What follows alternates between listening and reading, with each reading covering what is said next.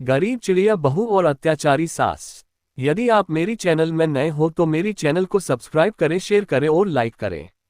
धन्यवाद। सोनी चिड़िया एक पेड़ पर अपने छोटे से घर में रहती थी। उसकी एक प्यारी सी बेटी थी पायल चिड़िया।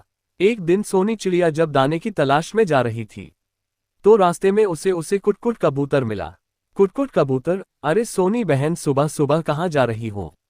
सोनी चिड़िया, नमस्ते कुटकुट भाई, मैं दाने की तलाश में जा रही हूँ। मेरी बेटी पायल सुबह उठते ही खाना मांगती है।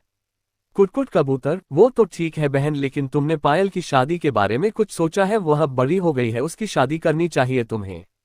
सोनी चिड़िया, हाँ कुटकुट भाई, दिन रात इसी चिंता में रहती हूँ कि बेटी का विवाह कैसे होगा।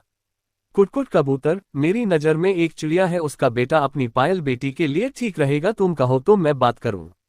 सोनी चिड़िया, वह तो ठीक है, लेकिन मैं दहेज कहाँ से लाऊंगी? आजकल बिना दहेज के शादी नहीं होती। अभी मेरे बराबर वाले पीपल के पेड़ पर रहने वाली मोनी चिड़िया की बेटी की शादी में ससुराल वालों ने पूरा घर मांग लिया। मैं कहाँ से लाऊंगी यह सब? कुटकुट कबूतर, बहन तुम उसकी चिंता मत करो, मैं बात कर लूंगा, तुम बस शादी के लिए हाँ कर दो। सोनी चिड़िया, ठीक है, जैसा आप ठीक समझे। कुछ दिन बाद सोनी चिड़िया अपनी बेटी पायल की शादी कर देती है। शादी के बाद पायल चिड़िया अपनी ससुराल जाती है। वहां उसकी सास सपना चिड़िया बहुत तेज थी।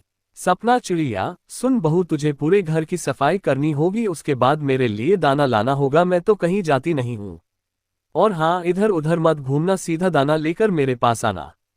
पायल रोज अपने लिए और अपनी सास के लिए दाना लाती, लेकिन उसकी सास हमेशा उसे ताने मारती रहती। सोनी चिड़िया को अपनी बेटी से मिले बहुत दिन हो गए थे। एक दिन वह अपनी बेटी से मिलने उसके ससुराल पहुंच जाती है।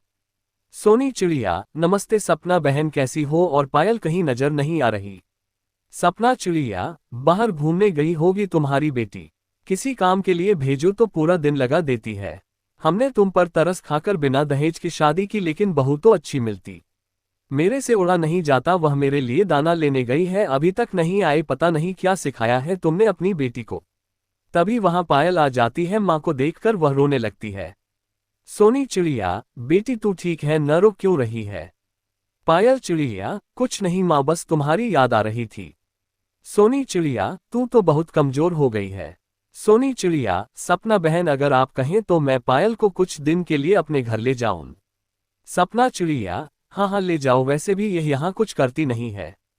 सोनी चिड़िया पायल को लेकर घर आ जाती है। घर आकर पायल बहुत रोती है। पायल चिड़िया, माँ वे लोग बहुत खराब हैं, मैं सारा दिन दाने इकट्ठा करके लाती हूँ और दोनों माँ बेटे घर में बैठे रहते हैं, सारे दाने खा जाते हैं, मैं भूखी रह जाती हूँ। कुछ कहूँ तो मुझे दोनों मिलकर मारते हैं। मैं अब कभी वहां नहीं जाऊंगी। ये सुनकर सोनी चिड़िया को बहुत गुस्सा आ जाता है। वह उसी समय कुटकुट कबूतर के पास जाती है। कुटकुट कबूतर, अरे सोनी बहन, बहुत दिनों बाद आई, सब ठीक तो है? सोनी चिड़िया, कुटकुट भाई, आपने कहाँ फंसा दिया? मेरी बेटी की किस्मत फूट गई, उसके ससुराल वाले उसे मारते पीटते हैं। मैं तो उसे अपने घर ले आई। कुटकुट कबूतर, ये क्या कह रही हो बहन, मैं अभी उनकी खबर लेता हूँ। कुटकुट कबूतर उनके घर जाता है। कुटकुट कबूतर, तुम दोनों माँ बेटे को शर्म नहीं आती? खुद घर में पड़े रहते हो और पायल बेटी को मारते पीटते हो। मैं आज ही जंगल के राजा से तुम्हारी शिकायत करता हूँ। ये कहकर वह जंगल के राजा मिट्ठू तोते के पास जाता है। उनसे शिकायत करता है। मिट्ठू तोता दोनों माँ बेटे को जेल में डाल देता है। जेल में बैठकर दोनों रो रहे होते हैं।